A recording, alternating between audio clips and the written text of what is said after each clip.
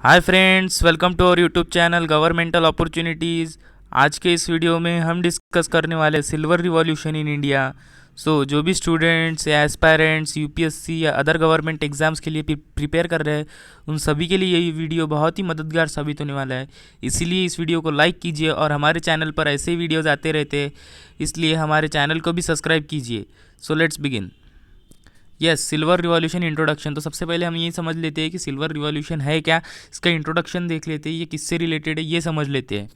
Silver revolution is related to immense growth of egg production in India by using advanced methods and technologies to enhance efficient growth in poultry farming. तो silver revolution ये किससे related है? Silver revolution is related to the immense growth of egg production. तो growth, egg production में growth लाने के लिए by the use of advance methods and technology. तो एडवांस मेथड और टेक्नोलॉजीज़ की हेल्प से बहुत ही एक इफ़िशिएंट ग्रोथ लाने के लिए एक प्रोडक्शन में, पोल्ट्री फार्मिंग में जो रिवॉल्यूशन हुआ था उसे ही हमने नाम दिया है सिल्वर रिवॉल्यूशन। तो इसका पीरियड क्या है? It is started in 1969 and it ends in 1978। It lasted for 9 years. तो ये जो था ये 9 ईयर्स के लिए था silver revolution. Who is the father of silver revolution? Father is Indira Gandhi. Father कह लीजिए, मदर कह लीजिए, दोनों सरी का ही है। Then because she promoted and imagined. तो उनको क्यों फादर कहा गया है? क्योंकि उन्होंने ये सिल्वर रिवॉल्यूशन के बारे में इमेजिन किया था।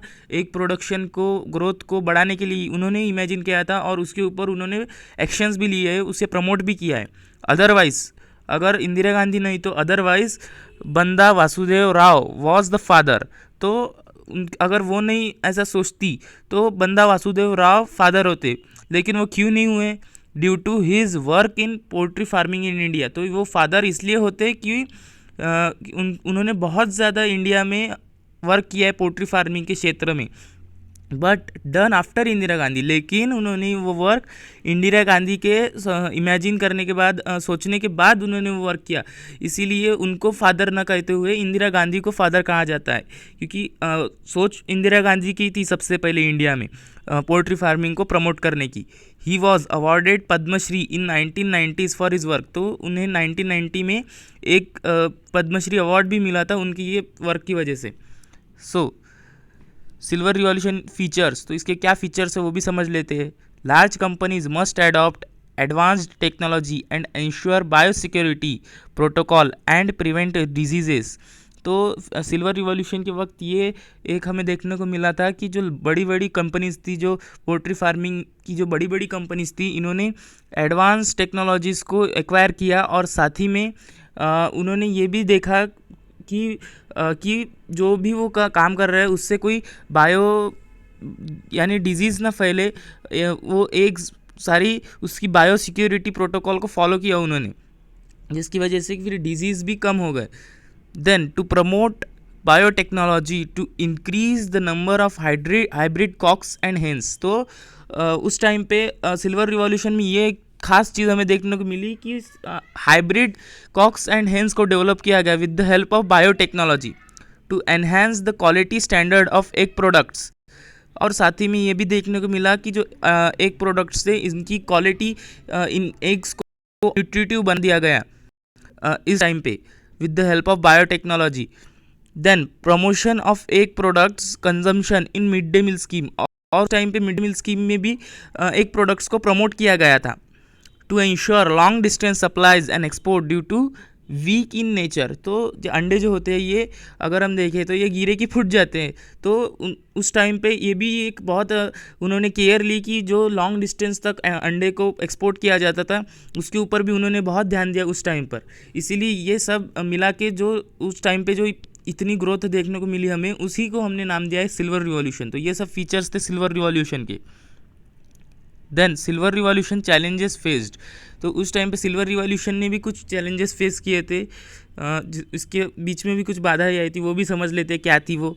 Export had slow down in the northern and southern areas of world because had begun their own poultry production.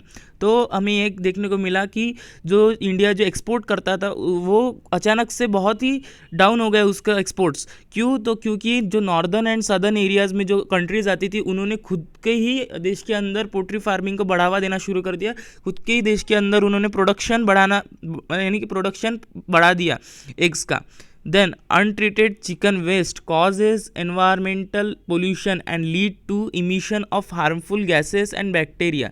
तो अब अंडे चाहिए, पोल्ट्री फार्मिंग के बाद जो प्रोडक्ट निकलता है वो है अंडे, लेकिन जो अंडे थे ये आने वाले तो चिकन से थे और चिकन को पालना पड़ता था, चिकन को खिलाना पड़ता था। जब वो खिलाएंगे तो वो चिकन वेस्ट भी देती थी, तो उस उनके वेस्ट की वजह से हमें एक देखने को मिला कि बहुत ज़्यादा एनवायरमेंटल पोल्यूशन हो रहा था, बहुत ज़्यादा उसमें हार्मफुल जर्म्स एंड बैक्टीरियाज थे और उससे बहुत ही ज़्यादा गैसेस, हार्मफुल गैसेस निकल रही थी उनके वेस्ट से। उसका कोई बराबर मैनेजमेंट नहीं हो सका। ये दो चैलेंजेस हमें देखने को मिले सिल्वर रिवॉल्यूशन के वक्त। देन सिल्वर रिवॉल्यूशन सिग्निफिकेंस, तो क्या इसका इंपॉर्टेंस रहा है इंडिया की ग्रोथ में? So the silver revolution inspired a significant socio development in India. तो एक हमें ये सबसे बड़ा अलग हटके एक इम्पोर्टेंस देखने को मिलता है सिल्वर रिवॉल्यूशन का, कि इंडिया में जो एक सोशल लोगों की जो मेंटेलिटी थी एग्स की तरफ कि अंडे खाने नहीं चाहिए वगैरह, ये थोड़ी सी हट गई, कम हो गई, क्योंकि जब गवर्नमेंट ने एग्स को प्रमोट करना शुरू कर दिया तो लोगों के मन में भी समझ आ गया, लोगों को समझ आने लगा कि एग्स खाने में कुछ बुराई नहीं है, कुछ ना कुछ बात होंगी तभी गवर्नमेंट उसे प्रमोट कर रही है। तो इसकी वजह से एक सोशियो डेवलपमेंट हमें देखने को मिली इंडिया में। देन इंक्रीज इन एम्प्लॉयमेंट, और साथ ही में इसमें बहुत सारे लोग एंगेज हो गए फिर, जिसकी वजह से हमें एम्प्लॉयमेंट में भी ग्रोथ देखने को मिली। Then the production of egg has increase to 90 billion in 25 years, और 25 साल के अंदर अंदर हमें ये देखने को मिला सिल्वर रिवॉल्यूशन के बाद कि जो अंडे की ग्रोथ थी एकदम से 90 बिलियन से बढ़ के हमें देखने को मिली। Then the best quality eggs are produced in India leading to export of egg to African countries, और हमें ये भी देखने को मिला कि इंडिया में बहुत ही अच्छी क्वालिटीज़ के एग प्रोड्यूस होने लगे, जिसकी वजह से जो अफ्रीकन कंट्रीज़ थी वो भी हमसे माल एक्सपोर्ट करने लगी, एग्स को एक्सपोर्ट करने लगी। Then India became the third largest producer of egg after China and United States, और हमें ये देखने को मिला कि जो इंडिया था ये थर्ड लार्जेस्ट प्रोड्यूसर बन गया एग्स का after China and United States. So आप समझ सकते हो कि ये कितना सक्सेसफुल रहा है सिल्वर रिवॉल्यूशन। इसकी वजह से हम थर्ड रैंक पे आ गए यूनाइटेड स्टेट्स और चाइना के बाद एग प्रोडक्शन में। Then major poultry producing states, तो हमारे देश में खास करके ऐसे कौन से स्टेट्स हैं जो एक प्रोडक्शन ज़्यादा करते हैं? First is Punjab, then Andhra Pradesh, Tamil Nadu, Bihar, west Bengal and Maharashtra. तो ये कुछ स्टेट्स हैं जो पोल्ट्री फार्मिंग की ओर ज़्यादा ध्यान देते हैं और यहाँ पे सबसे ज़्यादा एग्स प्रोड्यूस होते हैं।